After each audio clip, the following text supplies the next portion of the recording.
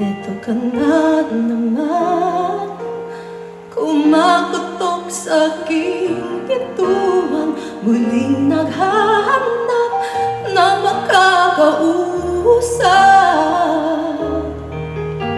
At heto naman ako,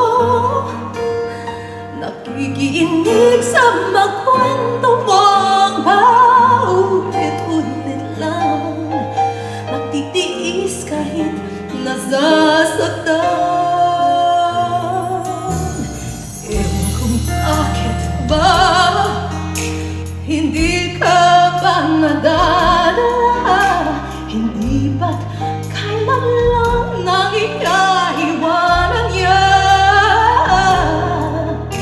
At ewan ko na sa'yo, parang balewala ang puso ko. Ano na bang meron siya na sa akin ay di mo ma